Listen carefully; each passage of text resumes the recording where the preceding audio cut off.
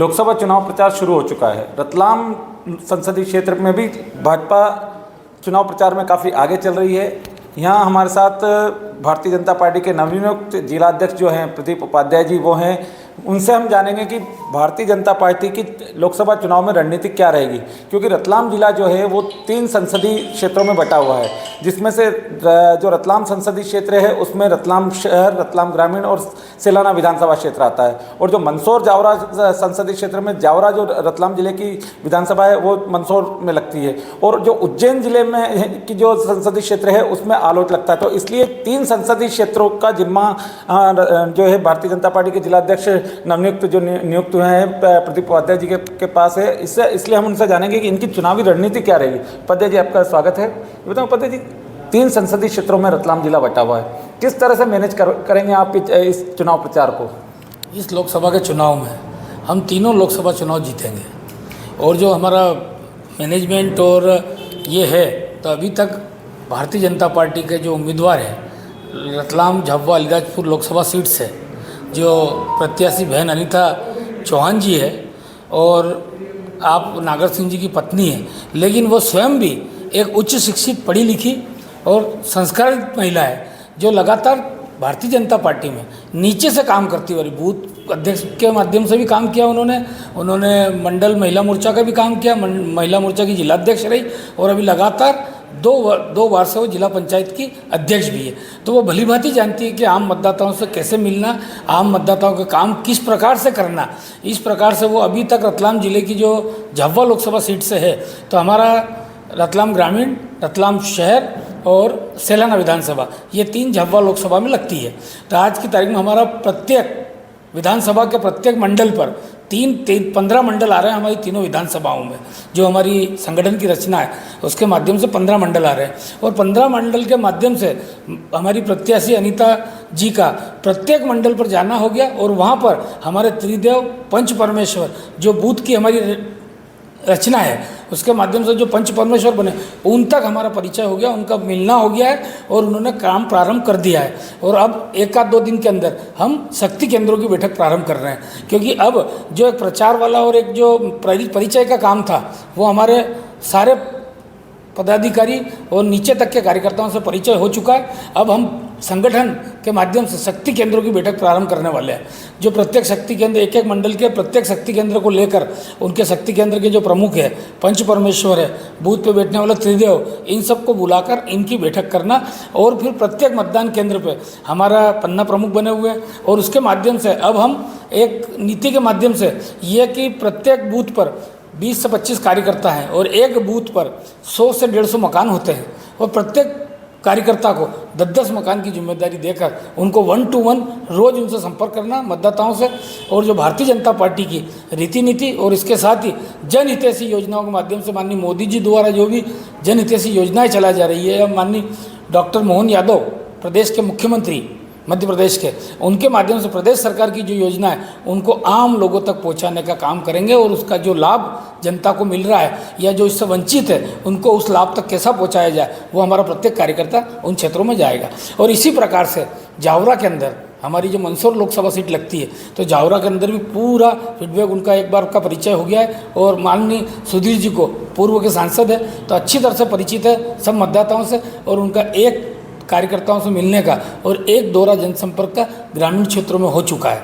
और इसी प्रकार से आलोट विधानसभा लोकसभा के माध्यम से जो आलोट विधानसभा हमारी आती है उसमें हमारे 5 मंडल है, 5 मंडल के सम्मेलन उनकी बैठकें प्रत्याशी के साथ हो चुकी, क्योंकि अनिल जी फिरोजिया भी पूर्व सांसद है और उनको भी सभी लोग पहचानते हैं, तो परिचय के मोहताज तो कहीं है ही नहीं हमारे प्रत्याशी, लेकिन लगातार नीचे जाकर कार्यकर्ताओं से मिलने का काम। और संगठन की दृष्टि से जो हमने प्रभारी की दृष्टि से हमारा प्रभारी है, विधानसभा के संयोजक है, उन लोगों को रचना बता दी गई है, और डायरेक्ट अब हमारा काम शक्ति केंद्रों की बैठक करना और मतदान केंद्रों की बैठक करके मतदान केंद्र पे के कार्यकर्ता हैं उनको हम काम पे लगाने का काम प्रारंभ करने वाले हैं। रतलाम जो संसदीय क्षेत्र है उसमें रतलाम शहर बीजेपी का गढ़ है, रतलाम ग्रामीण में विधानसभा चुनाव में बीजेपी को लीड मिली, लेकिन सेलाना ऐसा है जहां पर बीजेपी तीसरे नंबर पर रही।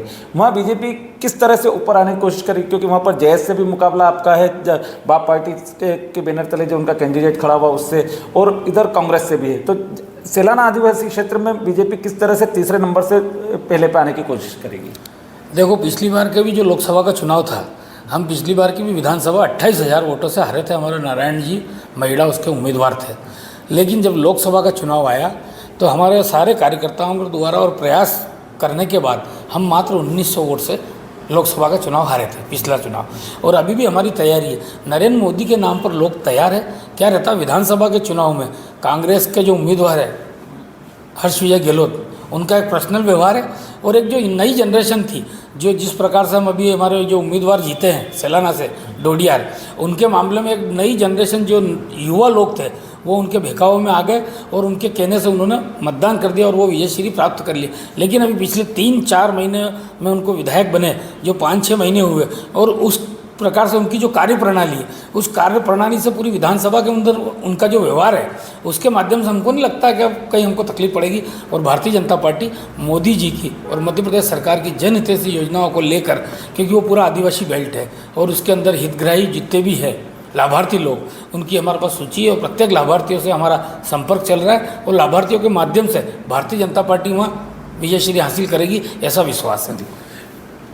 ये भी एक चीज़ देखने में आई है कि सेलाना में बीजेपी तीसरे नंबर पर रही थी, लेकिन लोकसभा चुनाव में बढ़त मिली थी, 1900 वोटों से केवल हारी थी। क्या कारण है कि कहते हैं लोग कि मोदी जी, युवा मोदी जी के प्रति आकर्षित है, लेकिन विधानसभा चुनाव में कमलेश्वर डोडियार जैसे नए चेहरे के प्रति आदिवासी चेहरे युवा आकर्षित हो गए थे? देखो, डोडियार को एक स्लेट होती है, अगर उस पर प्लेन है, वो उस पर कुछ भी लिखा नहीं है तो उसकी जानकारी नहीं होती है। हमारे प्रत्याशी के मामले में भी जानकारी थी, हर्ष विजय गहलोत के मामले में भी जानकारी थी, लेकिन गुड्डू वो जो डोडियार था वो एक ऐसा उम्मीदवार था जिसकी स्लेट पूरी खाली थी, उस पर इबारत लिखना बाकी थी। और जब वो जीत कर आए और अभी जो उनकी इबारत लिखी जा रही है, उससे ये प्रतीत होता है कि वहाँ के मतदाता और वहाँ के लोग अब उनको किस प्रकार से ट्रीट करेंगे। तो वो जब तक अपने, आज अपन स्वयं हैं, अगर अपन कभी कुछ किसी काम में नहीं उलझते, लेकिन जब काम में उतरते, आम जनता के बीच में जाते, तो अपनी अच्छाइयाँ, अपनी बुराइयाँ और अपना काम करने की शैली को आम जनता तक मालूम पड़ता है। कांग्रेस कैंडिडेट जो है रतलाम संसदीय क्षेत्र के, वो कांतिलाल भूरिया हैं। एक जाना पहचाना नाम है, कद्दावर आदिवासी नेता माने जाते, 5 बार के सांसद रहे, केंद्रीय मंत्री भी रहे, प्रदेश कांग्रेस के अध्यक्ष भी रहे, एक पुराना चेहरा है। और जो बीजेपी की सांसद के कैंडिडेट खड़ी हुई है अनीता नागर सिंह, वो एक नया चेहरा है। कैसे दोनों में जनता की पहचान की आप अखरी नहीं आपको कमी की कि भाई नया चेहरा है इसलिए? किसी प्रकार की कोई कमी पेशी नहीं है और कोई हमारा नया चेहरा है, लेकिन नागर सिंह चौहान को उस क्षेत्र में सभी लोग जानते हैं और 5 बार से लगातार वो विधायक है। और बहन अनीता जी को और नागर सिंह जी को अलीराजपुर, झाबुआ और इधर की जनता हथेली पर लेकर चलती। कांतिलाल भूरिया खुद ही डर के मारे, या उनको लग रहा है कि मैं हार जाऊंगा, तब हाथ जोड़कर निवेदन कर रहे हैं वो कि मेरा आखिरी चुनाव है ये। भैया, आखिरी चुनाव नहीं, हम तुमको परमानेंटली आखिरी ही कर देंगे। क्यों? कि उनकी कार्यशैली में वो लोकसभा के 4 बार के सदस्य रहे, मध्य प्रदेश शासन के मंत्री भी रहे, लेकिन रतलाम की इन तीनों विधानसभाओं में आज तक आप भी देखते होंगे, आप भी यहीं के रहने वाले हैं, लेकिन आप देखते होंगे कि उन्होंने आज तक रतलाम तीनों विधानसभा के लिए, रतलाम शहर हो, ग्रामीण हो या सेलाना के लिए, ऐसा कौन सा काम कर दिया जिससे जनता उनको वोट दे? हम उनको वोट क्यों दें, या आम जनता उनको वोट क्यों दे? और जिस प्रकार से जो बौखलाहट होती है ना, बौखलाहट के बाद कांतिलाल जी के सुपुत्र हैं जो झाबुआ के विधायक है, उनकी जो भाषा शैली, एक जो इस चुनाव में अपनी भाषा, हर चीज़ का विरोध होता है, अपना आदमी विरोध करने का तरीका, चुनाव लड़ने का तरीका, लेकिन एक सभ्यता और अपनी मुंह को जिस प्रकार से वो बोल रहे हैं अभी, वो अच्छा नहीं बोल रहे हैं। हमारे प्रत्याशी को वो डाकू कह रहे हैं। अरे भाई, डाकू होता तो 5 बार जनता उनको जिताती नहीं किसी डाकू को। और मैं तो आपके माध्यम से कहना चाहता हूँ कि भैया, कांतिलाल जी की तो बात छोड़ दो, आप जो उनके सुपुत्र हैं छाबुआ, वो अपना घर पहले देख ले यार, उसके बाद सब बात करेंगे। अच्छा, एक चीज़, आप जब से जिला अध्यक्ष बने हैं, देखने में आया पार्टी में एक नया समन्वय काफ़ी स्थापित हो गया। पहले जो जिला अध्यक्ष थे वो कार्यकर्ता थोड़े दूर से थे और हमेशा उपेक्षित महसूस कर रहे थे। आखिर ऐसा क्या आपने तरीका अपनाया जिससे सभी को साथ लेके चल रहे हैं सर आप? देखो, ऐसा है कि मैं संगठन के अंदर लगातार 11 साल से जिले का महामंत्री था और युवा मोर्चा का अध्यक्ष भी रहा। और उसके माध्यम से क्या है कि युवा मोर्चा के टाइम पे मैंने प्रत्येक पंचायत पे मेरा दौरा हुआ था और मैंने युवा मोर्चा का गठन प्रत्येक पंचायत पे करा था। और उसके बाद लगातार मेरे कार्यकर्ताओं से संपर्क है और मैं रात को भी मिलता हूँ, उनका फ़ोन आता तो उठाता हूँ। और प्रतिदिन कार्यालय पे जो मैं बैठ रहा हूँ 11 से 5, तो एक कार्यकर्ताओं की छोटी मोटी जो समस्या रहती है, अगर हम उनको प्रेम से सुन लेते हैं और उनकी बात को ध्यान से सुनकर उनका काम कर देते हैं, तो कार्यकर्ता में अपना समन्वय बैठ जाता है। और उसी प्रकार से कार्यकर्ता से मेरा पूरे जिले के प्रत्येक कार्यकर्ताओं से, सभी वरिष्ठ जनों से, और मैं सर्वप्रथम कि जितने भी हमारे वरिष्ठ जन हैं उनके मार्गदर्शन में और उनके निर्देशानुसार, और उनको मेरे को लगता है कि मेरे को वरिष्ठ जनों से मार्गदर्शन लेना है, तो मैं बिल्कुल ये नहीं सोचता हूँ मैं जिले का अध्यक्ष हूँ या जिले का कप्तान हूँ। मैं उनसे राय लेता हूँ, और अगर कोई छोटा व्यक्ति या छोटा कार्यकर्ता भी अगर अच्छी राय देता है तो उसकी राय भी मैं स्वयं लेता हूँ बिल्कुल। तो इसके कारण मेरा समन्वय सब लोगों से है, तो इसलिए संगठन के लोग अपने से जुड़े। अब मेरा आखिरी सवाल, रतलाम संसदीय क्षेत्र की जो सीट है लोकसभा, वो भाजपा कितने मतों से जीतने की गुंजाइश है? हम लगभग 2 लाख ऊपर वोटों से चुनाव जीतेंगे। और जावरा और अपने उज्जैन की सीट हम जीतेंगे 3-4 लाख ऊपर से, और मंदसौर जीतेंगे 5 लाख ऊपर वोटों से। आखिर ऐसा क्या तरीका है बीजेपी के पास जो इतने मतों से जीत का दावा कर रहे हैं? भारतीय जनता पार्टी में माननीय नरेंद्र जी मोदी के जो सुशासन और जो उनका नेतृत्व है और उनके मार्गदर्शन में, और आज पूरा देश का युवा हो या आम मतदाता हो, वो मोदी जी की ओर देख रहा है। और एक ही लक्ष्य है कि इस देश को परम वैभव पर पहुँचाना, और राष्ट्र के नव निर्माण में प्रत्येक व्यक्ति इस हवन में जो यज्ञ चल रहा है, इस लोकतंत्र का जो यज्ञ चल रहा है, प्रत्येक व्यक्ति अपनी आहुति देना चाहता है और माननीय मोदी जी को तीसरी बार प्रधानमंत्री बनाना चाहता है। धन्यवाद प्रदीप जी।